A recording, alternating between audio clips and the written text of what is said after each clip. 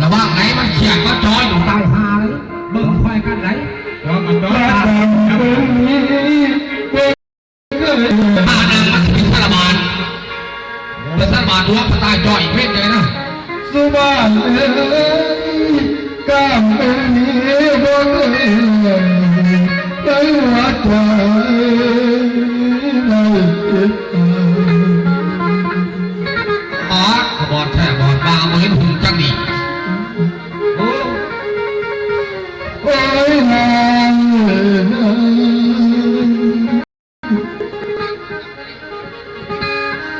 โอ้ยเมียพี่ป้าออกมาที่ไปใส่ใจสบโอ้เอาแล้วกำมุ่งที่นี่ก็สวยเหมือนตากันลูกโล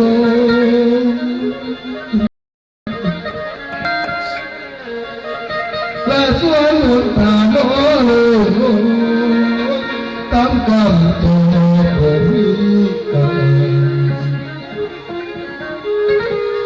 ละอายละเอ๋ยย่าลายเอ๋ยย่าเด็กกันช่วยบอกยังเอ๋ยโอ้เราบ่ตายดอกมันไกลหัวใจอยู่และสงสารเด็กที่คอยเป็นกำพร้าบอก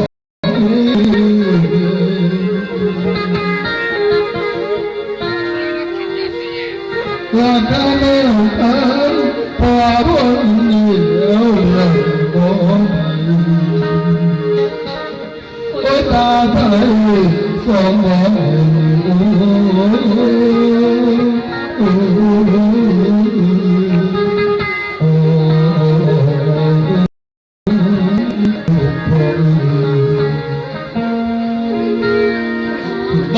บ่เห็นจังดีบ่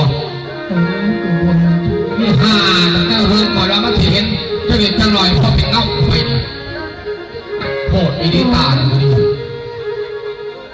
พออย่าจงเรื่องเมย์ตอนพูลูกเกิดมายังไม่เคยเห็นหน้าเมย์เลยนะพูดูมันเป็นเช้าแหละจังเมย์เป็นยังไงบ้างจะได้วันนักขี่นี่ก็ดี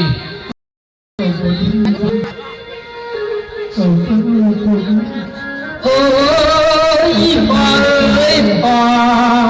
ผัวเมียเขาเป็นกันบ่กงสีเจ็บตัวปวดหลาวสงสัยว่าเมื่อนั้นเขาที่นี่เราเมียตีโอ้ยปอเลยปอกงสีเจ็บตัวปวดหลาวเกิดในป่าเอาไผ่หาเป็นไผ่หนอยันมีการตายเกิดขึ้นรู้สึกแย่เลยอินทิตีโอ้ยเทพคุณตาสายน้ำมิตาร่วมโดนไหมถ้าว่าบูตาบุญตีบุญตีวันอ้าวระวังเออโอ้ยขอโทษบิดาเจ้าเอาไปตัวไปตัว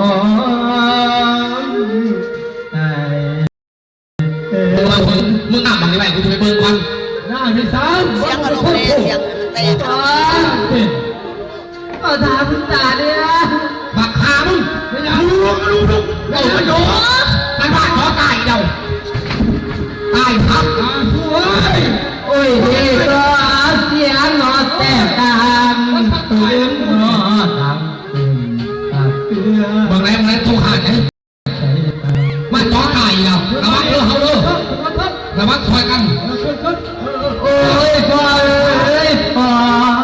โอ้ยคุณตามาก็ได้ถามกลัว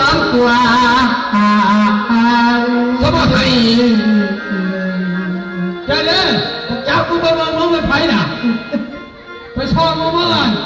บักเก้าเลยเมื่อคุณตามาก็ได้ถามกลัวลูกถามตัวน้องมัวมองพี่น้องแขวน แล้วว่าจะเล่าตาอีกสมาให้เป็นยังไงชาวตามาส่งบ่มันบ่เน่าหรอบ่ตาโอ้ยน้องคอยเอ้ยจำรู้จักดอกความผิดมาเป็นตะลึงโตนเจริญพูดอย่าถุยยาเลยไรเอาพ่อหัวกูเนี่ยเอาเอ้ยกล้ามาโกสีเจ้าน้ำมีกาเจ้าอีพอโเจ้าอีพอโอ้ยเจ้าอีพ่อมีอาถรรพ์พ่อกายเจ็บเพียงบ่เดี๋ยวมาหากูจะหาคนตาบอดกูถิถามมึงควบชูมึงมาอย่างนี้เอาเป็นพระเพีย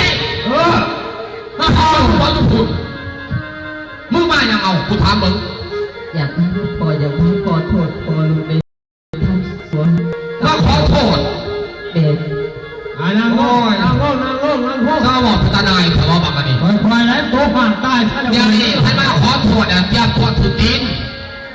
เพราะว่ามึงจ่อตามาเดี๋ยวนี้เจ้าเสียตายังมาใส่ขอโทษชื่อนี่บอกนี่ฮาขอโทษชื่อนี่เข้าเลยมึงบอกทักนังนี่ยังบอกทำจีบอกทำถูกบอกทำผิดท่านจ่อหลุดไม่ได้มาจ่อตาแม่มึงเพื่อนให้มันเลี้ยงไปขอโทษบอกกูยังไม่ขอโทษไปโตดมันเว้ยมึงจะว่าตาตัวออกไปขอโทษแล้วมองทางมาเจอมันหัวชี้ให้มึงว่าให้มีหมาไม่ยั้งร้านเลยบ้างเกินเก่าได้พอแล้วขี่เงินหาจะบ่เห็นในคนแนวนี้เอ้ยพี่น้องเอ้ยตาตามเพียงนอนจีคันมาตะสีโตนิ้วข่อยมันจ่อที่มันหยับว้าเอ้ยพ่อการตามเพียงนอนจีคันเอาไปแค่ดอกพิกาน้อง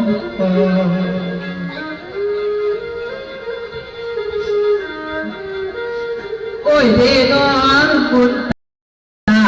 ที่นำมาที่อ่อนโอ้ยกอดเอาเป็นยังเจ้าคือเห็นผู้หัวเป็นยังอีนี่ก็ดีเป็นยังเจ้าคือหัวแบบนี้ใช่โอ้ยเอาเยอะแล้ววันนี้ไปไม่รู้ว่า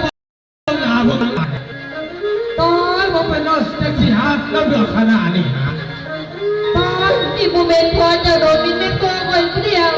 ไอ้คนที่พูดร้ายโอ้ยว่าพี่เอ้ยตาพี่ไปไอ้ขอโทษดอกน้ำตาเอาตั้งสองจะได้เอาทำเกินยังไงเรื่องแบบนี้ไปโตก็ดีกูยี่โตแล้วหนามันล็อกกูเป็นประตูซักกูยี่ดีนอยอดมาทางนอพอเลี้ยงกินข้าวให้บอดีมาบอดมาดิกูตายแล้วเป็นเด่นกูเป็นยังเจ้าคือเห็นกันเจ้าก็บอกว่าพอเจ้าอยู่บ้านไม่พอเลยผู้เดียวโอ้ยเฮนอตูนบุญปอดตอนแก่ที่เป็นที่นอป่าเผาที่พอ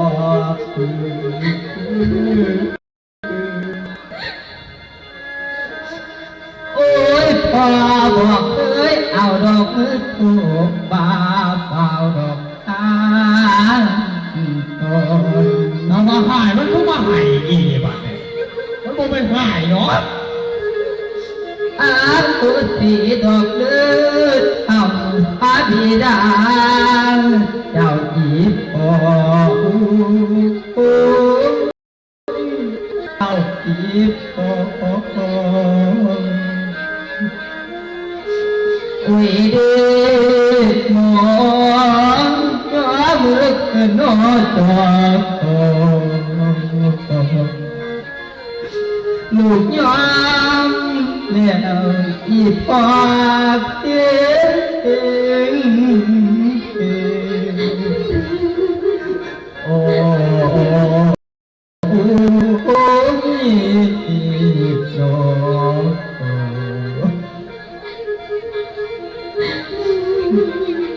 สิ่งดีดูดังทั้งปีดูดังก่อนยุ่งดีโอ้ พี่ก็ไม่ตายอย่าเจอ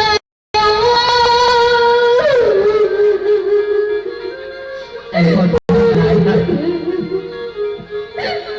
โอ้ยก็ไม่ตายอย่าเจอผมเป็นพ่อพี่คนเดียวอายอันนี้พอจะเช็ดล็อกอยู่กันเนี่ยพี่เฮ้ยขันพอตายที่อยู่ตู้ไผ่ดอดู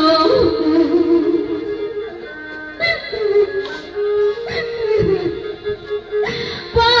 เพื่อนหมายตกตาเมียพูดตาลูกเก็บใหญ่พอมันเป็นดอกเป็นน้ำตามึงเป็นอายบนตักถีบจักแดดพี่เฮ้ยพอดัดรอบอกเคยทำเรื่องตัวหายได้ใจดีนั่นเม็ดดีไปกับใครบุญเราสิขาพอน้าของตัวอายเคย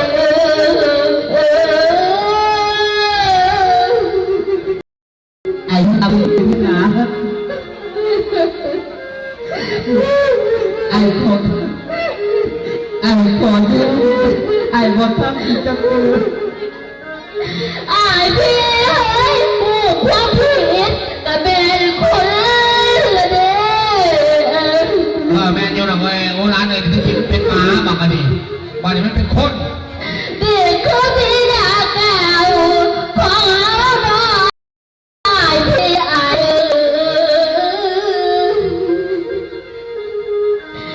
พี่เอ้ยถึงไม่พอของเรา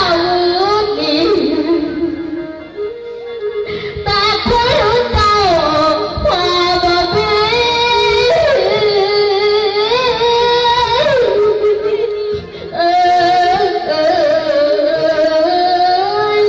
น้องพี่น้อ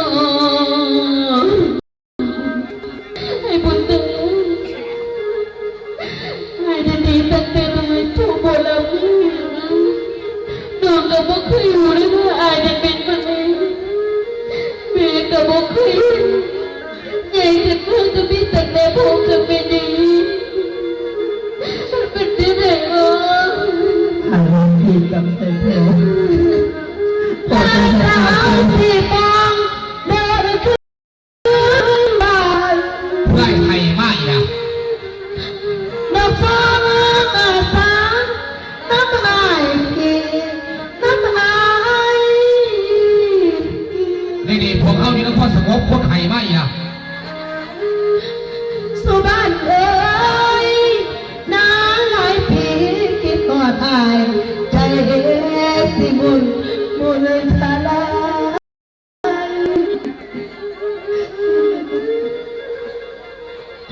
สุบ้านเอ้ยจังเป็นเมียอายโสกายเป็นตานายเห็นลูกกู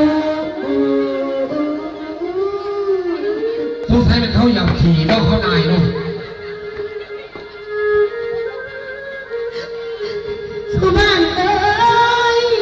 อย่ารีบกลับขึ้นมาที่พวกว่าอยู่ใส่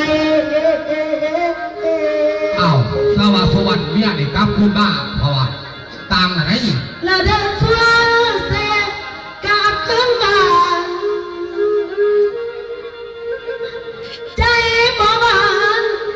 อายนายยังอายนาย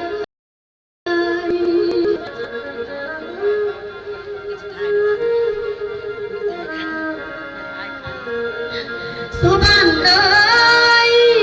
อายสิหูว่าน้องเมียของเจ้าได้ด่วนนำว่านางเอ้ยเดินทางผิดบาดพันเป็นตาในายแท่นกปู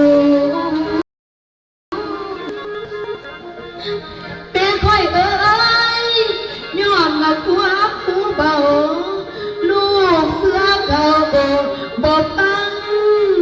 บา บางกูสิไปเบิ่งก่อนเสียงไห่มาอีกนะ ลาท้อละมันหัวใจเด็ด คนที่มาจังหันนี่ พอพันเสาเงินเสหาบ่จังไว้บ่อยู่ อีกเขามาแล้วฮ่ามึงแนวบาดนี่ พี่น้องเอ้ยหน้าอดสูดแต่แม่ป่าสักตาลาพัดสามีแม่จังนะ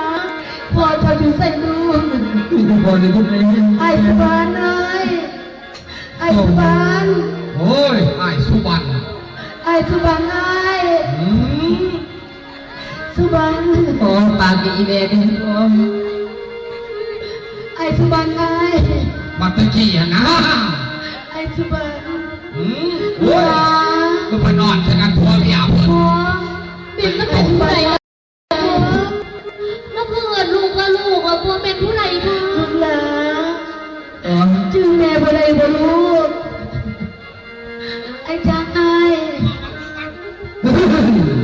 เฮ้ยกูจะมุ่งกัดหมาเด็กโอ้ยพา ไอ้ มึ สุ ง บานไอ้จะไป โอ้ ใส่ ยอย่าตีมึงทุ่งนี้ไปทุกวันมันทุ่งกล้วยแล้วทุ่งข้าวหัวเนาะ ลูกหลา มึงยังตก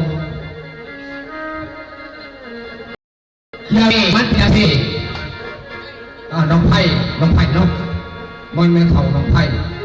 เดี๋ยวนี้ชาวบ้านนี่คือว่าเก่าผู้จักว่าคว่ำพิษโตจะเป็นหลอก สิฟ้องบนทุกสิ่งทุกอย่างเลยไอ้ สีมาย่อมบ่นี่ สิฟ้องเดินทางที่ใดซอยสิฟ้องเนี่ย เงินภาคพิษชีวิตเสายังไงโอ้ยเดี๋ยวนี้ถ้าไปพิษไปให้เขาส่งเขาเห็นหน้าเราเอ้ยเพ่ขึ้นมาหลวง อาจาร ก็ ย์ ต้องให้ยังนะนี่เป็น อาจารย์ว่าก็ไปกูเดิน เบาคำเมียมึงเมียเก่า เมียกูรู้ใส่หรือเปล่า เอ้า เมียเก่ารู้ใส่ เขาแต่เขาพิษตะเกียบ ไอ้ช้าง ต้องกับไอ้สุวรรณ เขาจะเบากับไปสุวรรณ อันเมียเก่าเขาซื้ ลู อก หลา ที่ไหนกัน ซื้อสั่งมึงหันกูหลง สิฟ้องไอ้ สีฟ้า สีฟ้อง เมียเก่าบอก อันสีฟ้องยังตายไปถูกแท้ดูเลยดิอา มีค่าเพราะว่าเป็นสัตว์เดี๋ยวนี้น้องเอ้ยพอสุวรรณพมามึงตายตั้งแต่หึงแล้วมันเครียดมันงำใจมันลูกไปจ้อตา มันจะไปออมหมอมันกบหาดีละเลยเดี๋ยวนี้มันบ่ดังย่อ ไอ้สุวรรณไอ้มาสิฟ้องเนี่ย ใจอ่อนนะคุยเขามาหามาส สุ อน วรรณเลยดอกเอ้ย โมเป็นโมเป็นหรือโมนี้จังหวะเนี่ย ผัวบ้างเอ้ยทั้งเมียก่อน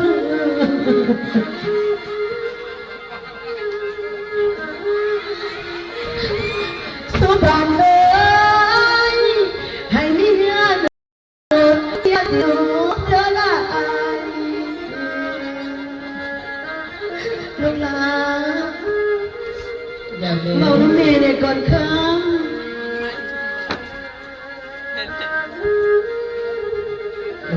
ถูกก็บอกเคยเห็นอาบ เกิดเกิดก็ย่อมพอ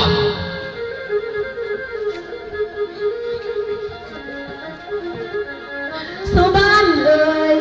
เอ้ยไอ้เมียขอจะเมา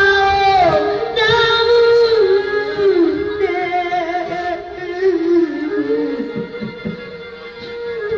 ไอ้สุวรรณจะไปใส่ไอ้ โอ้ยจะไม่ได้ทันหรอกบ่ตู้บ่ซื่อๆหามันเนี่ยต้อยเขาเป็นจังสี่ห้าบาทกันเนี่ยพอได้มาพี่น้องเคยมาพี่ต่างใครต่างใคร มาหอดบ้านคือหัวนมสินายสั่ง มันมาคอยชาวไอ้นี่วะ ไอ้ไปเอ้ยสีฟ้องนี้นกขันหาขอสมาน้ำอายขอน้ำอายนี่เป็นไปนะมั้ง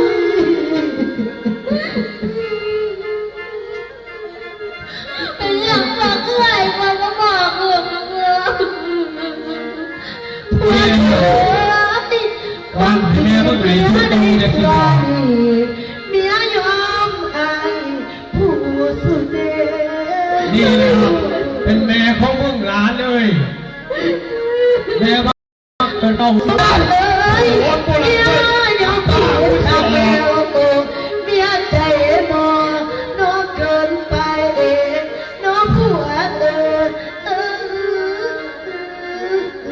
เฮ้ยพ่อว่าเมียตายแล้วเลยพ่อ ตายแต่คนเบิ่งดูดีเนี่ยเอ้า ให้ไว้เลยให้เอาไปสีฟ้องเนี่ยเด้อเด้อ มันเอาอีสานเลยพวกเอาไหนพอมันกินมึงเอ้ยมีหัวนก เดี๋ยวนี้เป็นเลือดตายบ่นี้เจ้าผัวคนเดิมสิมา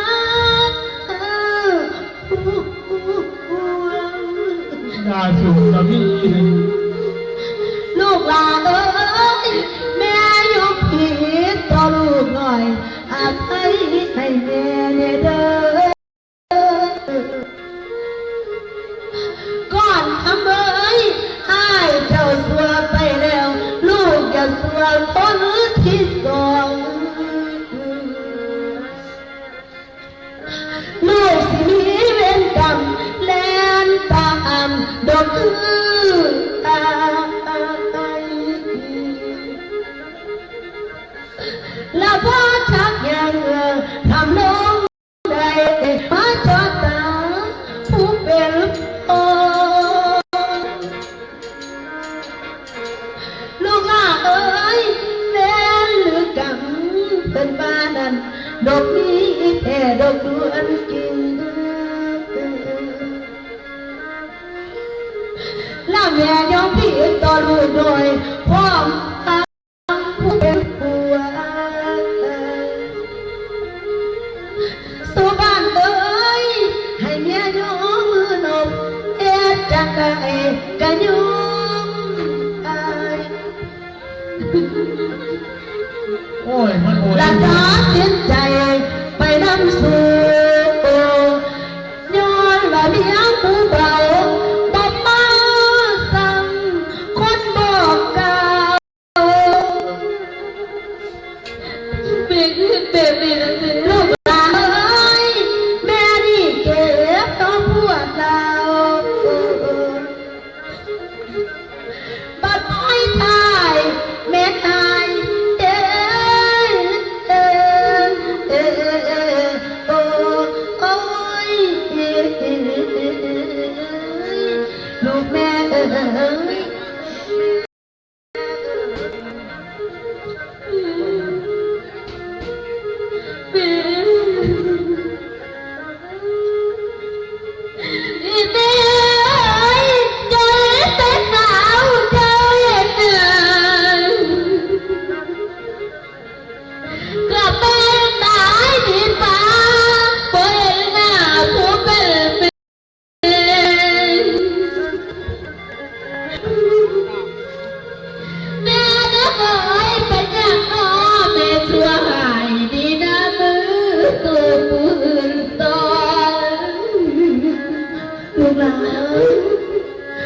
ขอโทษลูก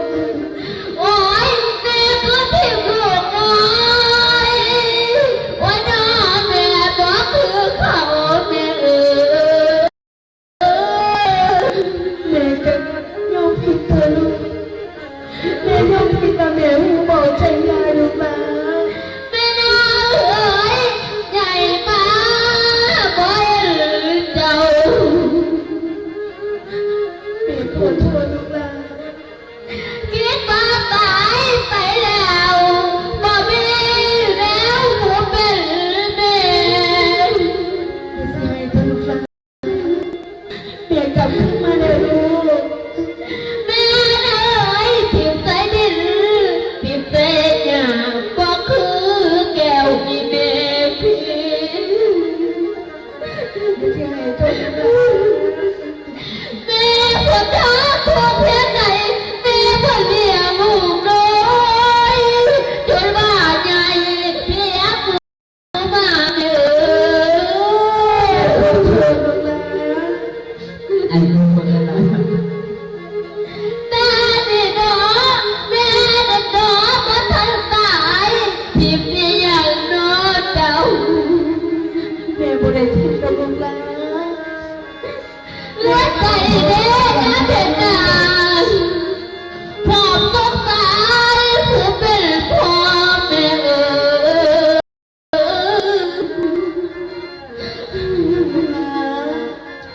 ให้อภัยแก่แม่ได้เถอะลูกแม่นะเอ๋ยตัวเหลือดีลูกหมอเบาไม่ได้เจ้าแม่ผู้เดียวอีแม่เอ้ยอีแม่เอ้ยเอ้ยน้องแม่เจ้าแม่เป็นอย่างที่ตัวเลี้ยงลูกน้อยนะแม่เป็นอย่างแม่ก็ทิ้งลูกน้อยให้เจ้าเพื่อนคนเดียวนะเพื่อน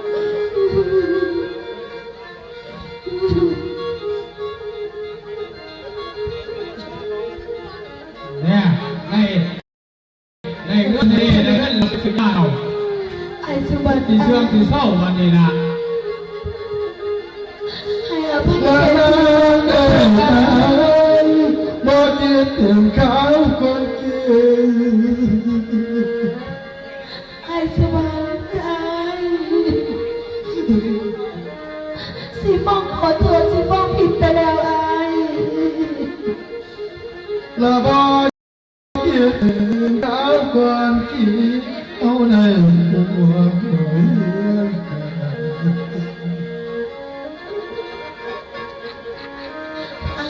และกำเอ่ยตามความสัมพันธ์เราสองอย่าเป็นตายเป็น สีฟองขอโทษไอ้สีฟองบ่ได้บอกลูกบ่ได้สอนลูกแต่ลูกที่เป็นสีฟองอย่างนั้น ตั้งใจสู้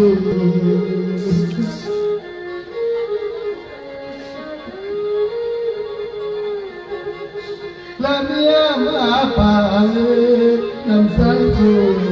ลงหัวเธอคงผูกเก่า ให้สีฟองขอโทษให้อภัยแก่สีฟองให้ และ ต่อไป สิบอกเลยสิบอกจะมาถึงก่อนเป็นสาวแล้วจะคอย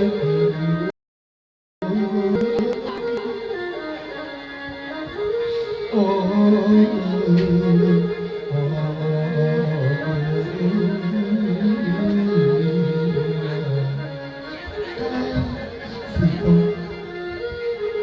เป็นอย่างสิพวกเกิดขึ้นแต่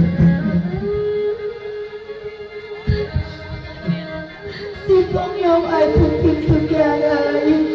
สิปัดคุณเคยคุณหนึ่งปัดเลยมาไอ้สิปัดเจอสิพวกคุณเดียว เดี๋ยวนี้มันเป็นอย่างสี่สาผัวสันเมียกอผัวทอเมียพาย มันคิดผิดอ่ะ มีหนักมีโมดกันษาเดี๋ยวนี้เจ้าย่อมแล้วให้ลูกขอเงินขอทองนับพ่อแม่พัสสนเจ้าเป็นตัวย่อมช้าให้เมียอีต้นชาติมันไหนน้ำตาย่อยหอยหิ้วเดือดเลยไต่ตรงเป็นหมอรับอันตรายนะ สุบ้านเอ้ยอ้ายพูดบอกกันไห้ดีเลยมันเป็นไห้ดีเลยน้ำตาออกไหลกอดกันยังไงบ้างนี่ทักซี่จะหักกันบอก สุบ้านเอ้ยอ้ายพูดบอกกันเมียเล็กเป็นตากลัวโน้ผัวโอ้เขาหักกันดีๆแต่ว่ามันเสียใจเสียส่วนกัน อ้ายเอ้ยเอ๋คงจะเป็นดอกบัวเมียยอมผิดต่ออภัยให้น้องเมียเด้ออ้ายก็เลยนับตั้งแต่มือดีมืออื่นมือไป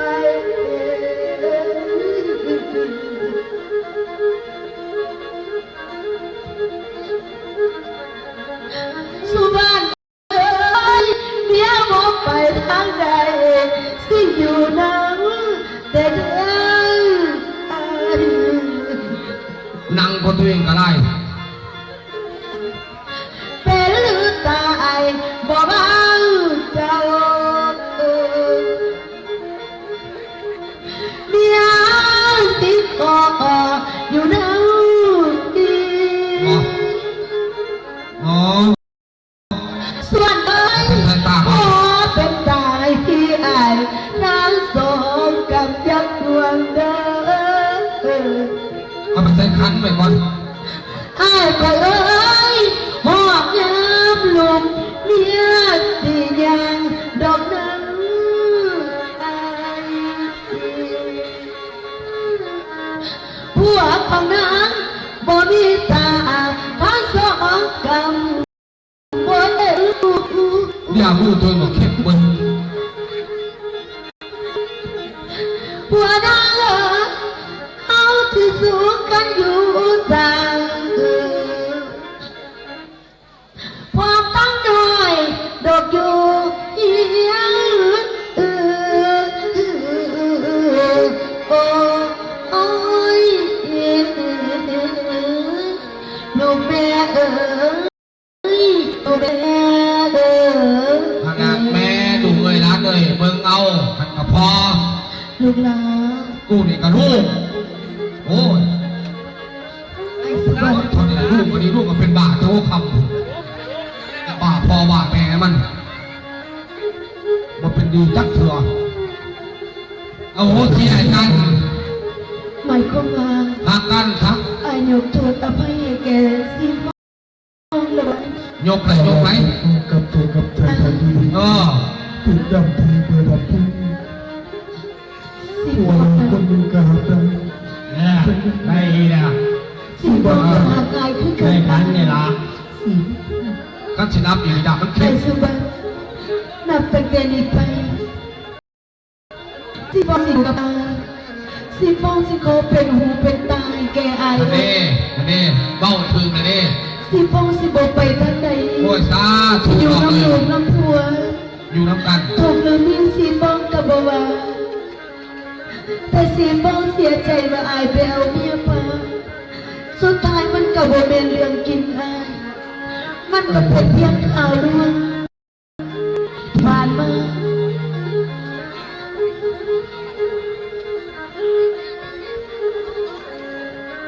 บุญตาสิ่งใดที่ตามทั้งปีกับบุญตาขอยิ่งดูพอด้วย